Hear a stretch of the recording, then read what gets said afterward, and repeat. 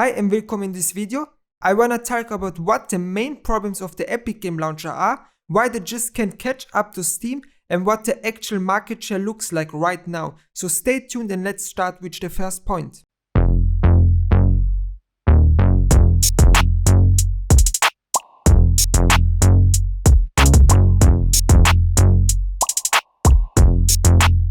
Epic Games Launcher.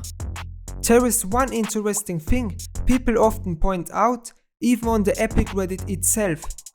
One of the few positive comments people give the Epic Games Launcher isn't about the launcher itself, but the fact that you get some games for free. This makes me think there is something a bit off right from the start. If the only big pro point for the Epic Games Launcher is that you get free stuff. Giving away free games, in theory, is a good thing for all sides. The game publisher gets more players, Epic Games gets more users, and the user getting a game without paying. But there is a bad side too. By making some games exclusive, it can feel like I'm forced to use the launcher against my will. And if a user feels forced to use something they don't wanna use, it gives the user already on the start a negative feeling about the launcher. Another small but weird thing is the naming. The company is called Epic Games, the store is called Epic Games Store, and then we also have the Epic Games Launcher. It's all kind of weird and confusing. Look at Steam for instance. Everything is just called Steam, plain and simple. It keeps it easy and consistent. I don't know, maybe I'm the only one who finds this a bit awkward. To me, it's definitely not a ideal marketing. If I ask any AI or just Google for the benefits of the Epic Games Launcher, I mostly see that the important features that makes a platform dominant, like a huge library, community tools, etc., are on Steam's side. Meanwhile, Epic's selling points are mostly free games or exclusives, and those aren't permanent. I mean, Epic can't keep pouring money into the free games and exclusives forever, right? One big problem for Epic is that Steam basically has a monopoly in PC gaming, estimated about 75 to 85% market share, but here is the twist. Even though Steam is so huge, people actually like it because Valve doesn't usually abuse their power. Steam has a bunch of pro-consumer choices, constant sales, community features, and much more. So people love it, even though it's the dominant platform. That's a pretty unusual situation. Usually the dominant platform is also the most people hate on. Epic on the other hand is the underdog. Normally an underdog would be the one people root for, but in this case a lot of people actually hate it. Meanwhile Steam the giant is the one people love. It's basically the reverse of what you do expect. No wonder Steam keeps holding onto its market share so easily, and maybe even growing it. The entire situation is unique. There is not many examples in other industries where the big dog is loved that much. Okay, I think we now talked enough about Epic and Steam, how they compare and how they compete in the market. So now let's move on the next point. What are actually the core problems of the Epic Games Store itself?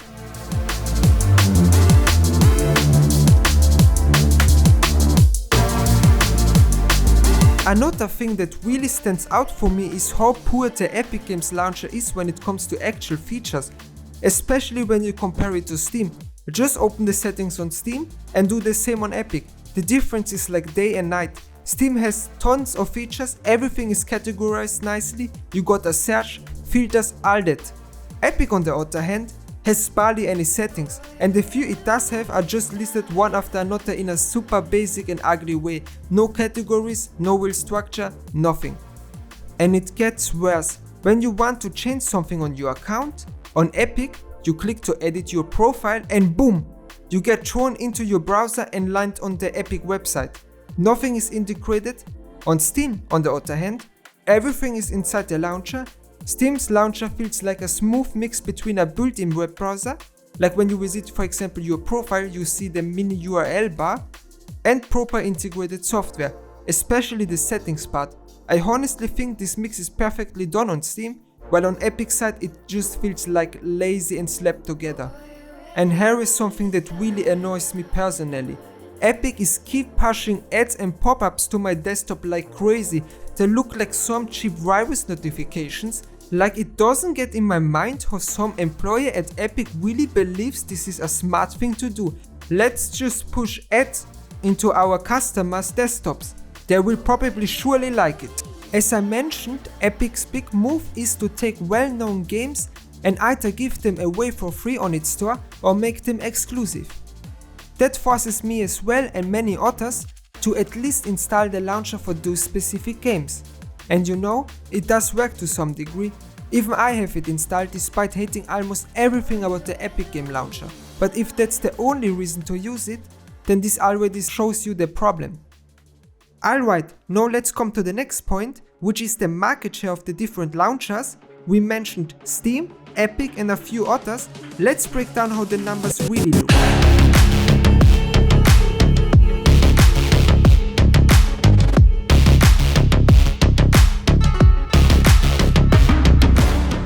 Epic Games CEO Tim Sweeney says Epic, which may be 15% market share in multi-publisher PC game stores by revenue, paying developers to come exclusively to Epic Game Store, where we pay Everyone a higher revenue share than other stores, is pro-competitive. So according to the CEO of Epic, they have about a 15% share of the PC distribution market by revenue. This would be actually not that bad at the first glance. However, when taking a deep look, these numbers getting a bit questionable. For example, anti-Epic game forums saying that Epic's shares hasn't really gone up between 2020 and 2023. These are some quotes that kinda back that up, so it might be true. I'm not 100% sure, but it's an interesting point. If they're spending all this money but still stuck at 15%, that's kind of weird and suspicious. At first, I wanted to find real, concrete numbers. Turns out it's not that easy and simple. Everything either comes from Epic themselves or from people who can stand Epic. That means it's hard to find neutral sources. Plus, using revenue alone can be misleading. But from all the research and comparison I've done, I basically landed on something like this. Steam is leading with an estimated 75 to 85% share. So for this we mark as 80% share, the middle of the range estimated.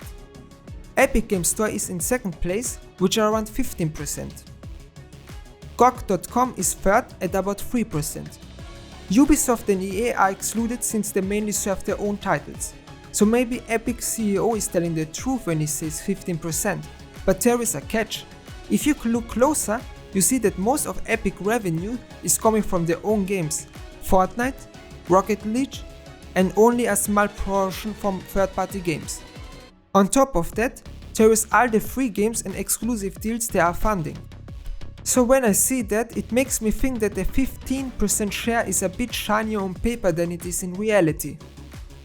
If you actually subtract the free titles, exclusive deals and Epic's own games, there is apparently around an 18% drop year over year in third-party spending on Epic. And let's be honest, third-party sales are what really matters for a store that's trying to compete with Steam. So that's a pretty roused sign. Also remember how I said this is just a launcher at the end of the day? From a technological standpoint, it's not that complicated. You need a decent design, some community features like overlays, reviews, maybe a forum, and most importantly, an actual community itself. If you have a lot of people in one place, they will share guides, post reviews, comment on games. It's like a mini social media platform for PC gaming. Steam has that in a large proportion. People spend time leveling up their profiles, decorating them, writing reviews. You don't see that kind of engagement on Epic or on other Ubisoft or EA launchers either. So I ask myself, why would I use the Epic Game Launcher if Steam has most people, is more established and has a bunch of features I like?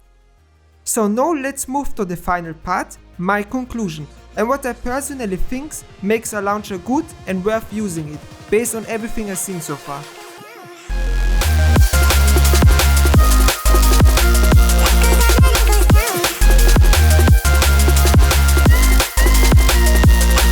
So my guess is that Epic Games might, if they are really lucky, manage to get 20% of the market. But that's probably a stretch. I think it might even dip down to 10% and stay there. Right now the easiest guess is maybe they will hover around 15%. It's all fuzzy because many people have multiple launches, but still I don't see a super bright future for the Epic Game Launcher, unless some major event shakes up the market. In short, I think Epic has basically grabbed what it's called grab. Maybe they will reach 20% if everything goes right, maybe they will sink to 10% if it goes wrong, or maybe they will stick around 15%. I don't know for sure, but that's the feeling I get from my research. Of course, there's always a chance that some scandal or big move will happen and everything changes overnight. Who knows? Anyway, thanks for watching, I appreciate the support. If you found any of this interesting, feel free to leave a like or even a subscribe. That's all from me for now, and see you next time. Rawr!